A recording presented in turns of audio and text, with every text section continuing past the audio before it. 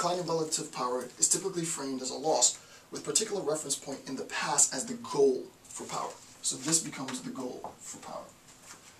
Incremental increases in power are avoided, right, for a return to the original starting point. As I said before, if power can be increased this much, that's still far less than this, right? That's still far less than that, despite the fact that it's far more than this, right?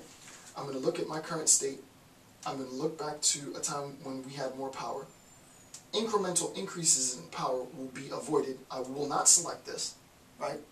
Risk averse with respect to gains, and I'm going to go all in. I'm betting all my chips that I'm going to get returned to my original power, and eventually what I'm going to end up doing is I'm going to be risk seeking with respect to my losses. I don't want to lose any more power, right? What I'm scared of is this state of affairs, right? So because I'm scared of this state of affairs, I don't want to step down, right? Rather than stepping up incrementally, I'm going to bet everything that I'll step back up, and usually 3 out of 4 times what ends up happening is I'm going to be far less powerful. I'm not going to step down 1, I'm going to step down like 4 or 5, right?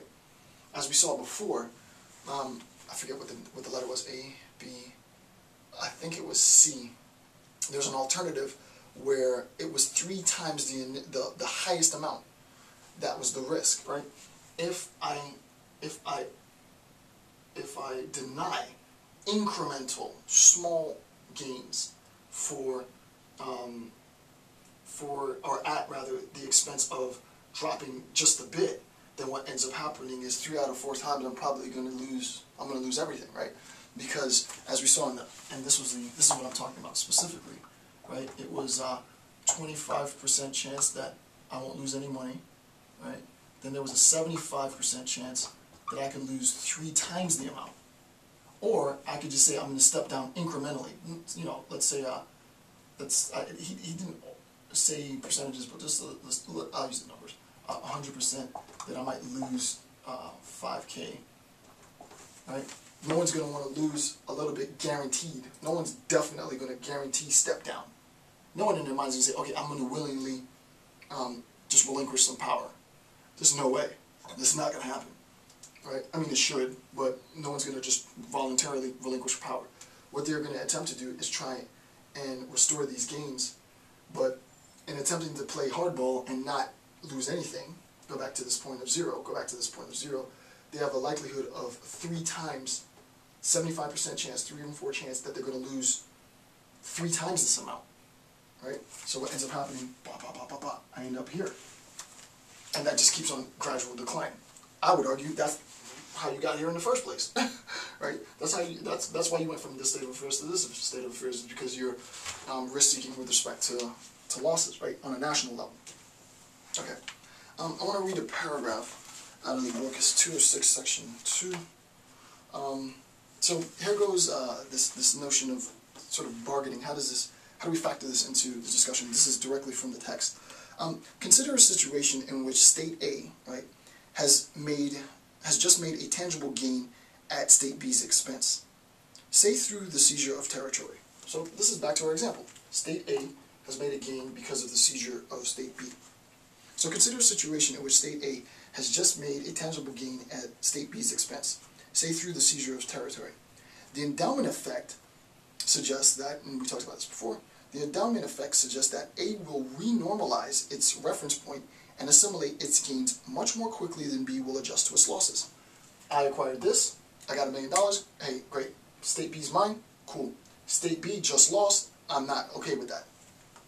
Okay, the endowment effect suggests that A will renormalize its reference point and assimilate its gains much more quickly than B will adjust to its losses.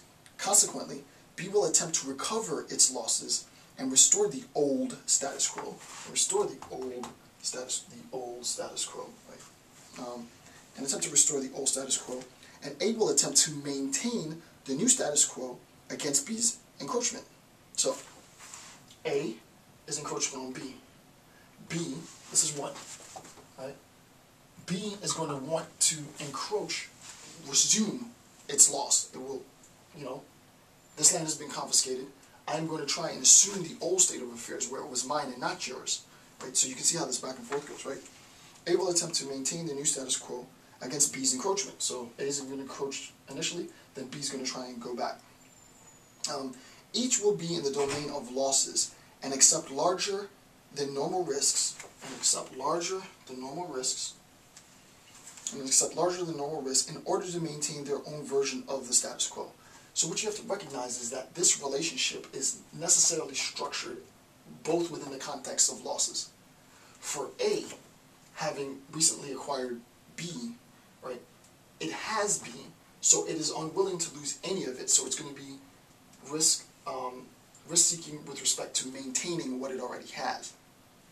B has lost it, it doesn't have it, and what it's going to do is attempt to take it back from A, right? And as we know with respect to the relationship, I've lost it, so I'm going to try and establish a state of affairs that I had before. It's going to be sort of nostalgic looking back. You put me you put me here, I was here, and I want to get back to the state of affairs that I was before. It's because of you, A, and your invasion, why I'm down here. Right? I'm trying to be super general because, I mean, it's not an easy discussion to have.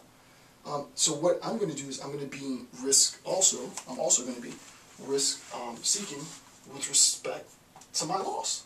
Right? I'm going to wager all that I can get it back. Right? Because I had it before. Each will be in the domain of losses and accept larger than normal risk in order to maintain its own version of the status quo. One implication of this is that fate accomplices are less likely to succeed than standard theories of deterrence and coercive diplomacy suggest, because they generate both risk-seeking behavior by the target to recover its losses and risk-seeking behavior by the initiator to preserve its gains, right? So I need to get my losses back. I am going to engage in risk-seeking behavior to preserve what I already have. I don't want you to take back what I've confiscated. And you can see how this is going to be problematic for both the states, right? So on a national level, and that's just one level of complication. It gets far more complicated, but I'm definitely not going to go any deeper than that. I think even that was too deep. Roughly, in a general sense, State A acquires State B. Insofar as I've gained, I am going to defend what I already have. Insofar as I've lost, I'm going to try and return to a state of affairs when I had.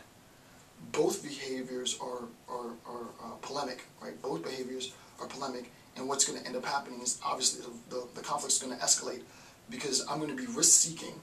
I'm going to be risk-seeking with respect to my losses, right? I've lost, so I'm going to be risk-seeking with respect to my losses, and with respect to the gains, I'm going to try and defend those because I don't want to lose, right? Because I've acquired. Okay.